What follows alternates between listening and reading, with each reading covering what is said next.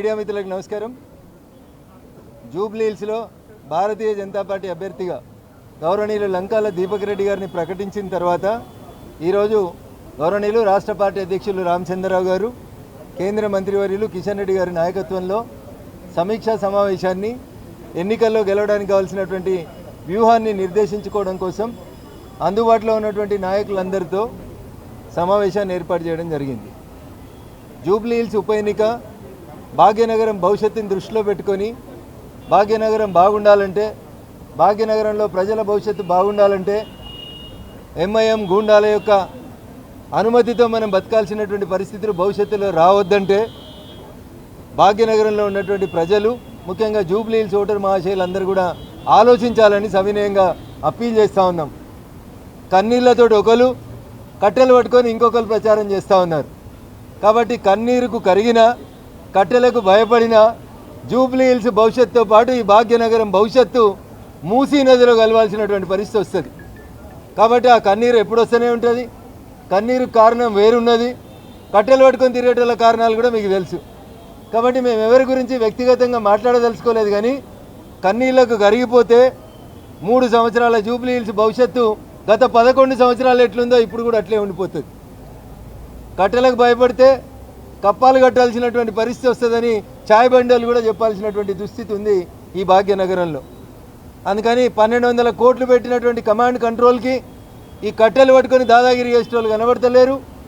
భాగ్యనగరం భవిష్యత్తు ఆగం కావద్దంటే Bharatiya Janata party Jubilee హిల్స్లో ఎట్లా గెలవాలి, ఎందుకు గెలవాలి అనేటువంటి విషయంలో సుదీర్ఘంగా చర్చించుకోవడం జరిగింది. మా అభ్యర్థి నామినేషన్ల చివరి రోజు అయినటువంటి 21వ తారీఖు రోజు తాను నామినేషన్ వేయబోతా ఉన్నారు. ఆ నామినేషన్ వేసేటువంటి కార్యక్రమం నుంచి ఓటరు మహాశయుల ఆలోచన విధానంలో ఎట్లా మార్పు తీసుకోవాలి, ఎట్లా మార్పు తీసుకురావాలనే విషయం లోపల సోషల్ మీడియాలో, కొన్ని యూట్యూబ్ ఛానళ్లలో భారతీయ జనతా పార్టీ గురించి, భారతీయ జనతా పార్టీ నాయకత్వం గురించి జరుగుతున్నటువంటి తప్పుడు ప్రచారాన్ని ఎప్పటికప్పుడు ఎట్లా ఖండించాలనేటువంటి విషయంతో పాటు పత్రికా యాజమాన్యాలకి, ఎలక్ట్రానిక్ ప్రింట్ మీడియా పెద్దలందరికీ కూడా మేము సగౌరవంగా చేసేటువంటి అప్పీల్ ఒకటే. 3 సార్లు వరుసగా ఈ దేశాన్ని పాలిస్తున్న పార్టీ, తెలంగాణలో పార్లమెంటుకు జరిగిన ఎన్నికల్లో అధికారంలో ఉన్న పార్టీతో సమానంగా ఎంపీలను గెలిచిన పార్టీ కాబట్టి గౌరవ పెద్దలందరూ కూడా సవినయంగా చేసేటువంటి అప్పీల్, ఇతర పార్టీలకు వస్తున్నటువంటి కవరేజ్ ఎంత ఉంటుందో దయచేసి భారతీయ జనతా పార్టీకి కూడా అంతే కవరేజ్ ఇవ్వాలని సవినయంగా 2 చేతులు జోడించి విజ్ఞప్తి చేస్తూ ఉన్నాం యాజమాన్యాలకి, ప్రింట్ మీడియా, ఎలక్ట్రానిక్ మీడియా యాజమాన్యాలకి. భవిష్యత్తు మాది, భవిష్యత్తులో భాగ్యనగరాన్ని పాలించేది మేము. ఈ దేశం మా చేతిలోనే సుభిక్షంగా ఉందని దేశమంతా నమ్ముతుంది. కాబట్టి తెలంగాణలో ఉన్నటువంటి మా పత్రికా యాజమాన్యాలు, ఎలక్ట్రానిక్ మీడియా యాజమాన్యాలు కూడా మా మాటను విశ్వసించాలి, మా నాయకత్వానికి అండగా ఉండాలని చెప్పి కూడా ఈ సందర్భంగా అప్పీల్ చేస్తూ ఉన్నాం. సోషల్ మీడియాలో తప్పుడు వార్తలు, తప్పుడు సర్వేలు వస్తున్నాయి. వీళ్ళకి ఇంత ఓటింగ్ వచ్చింది, వాళ్ళకి అంత ఓటింగ్ వచ్చిందని. అరే క్యాండిడేట్ డిక్లేర్ అయ్యి 24 గంటలు కాలే.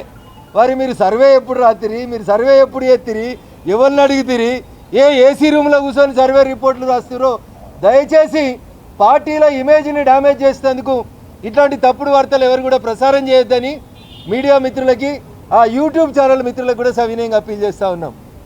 4వ స్తంభం మీరు, ప్రజాస్వామ్యాన్ని కాపాడాల్సిన వాళ్ళు మీరు కూడా ఇట్లా చేస్తే బాగుండదేమో అనేది ఒకసారి ఆలోచించమని అప్పీల్ చేస్తూ ఉన్నాం.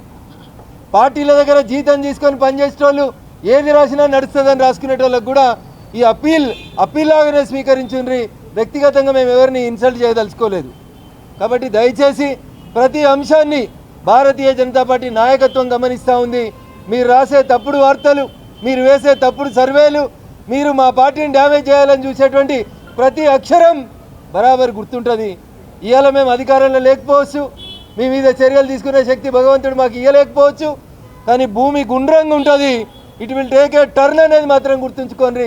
ప్రతిదీ రాసి పెట్టుకుంటాం, ప్రతిదీ లెక్క పెట్టుకుంటాం. కాబట్టి యాజమాన్యాలకి నేను తప్పులు అంటగట్టదలుచుకోలేదు. వ్యక్తిగతంగా ఎవరైనా తప్పులు చేస్తే మాత్రం దయించి లెక్కలు మాత్రం ఉంటాయనేది మాత్రం అప్పీల్ చేస్తూ ఉన్నాం. ఇది ప్రేమతో చెప్తున్న మాట. నా భాషనే గిట్లుంటుంది, నా గొంతే గిట్లుంటుంది. కాబట్టి రఘునందన్ రావు బెదిరించిండని మళ్ళీ స్క్రోలింగ్లు పెట్టి నన్ను పెద్ద లీడర్ని చేయొద్దని మీకు అందరికి కూడా అప్పీల్ చేస్తూ ఉన్నాను. Thank you.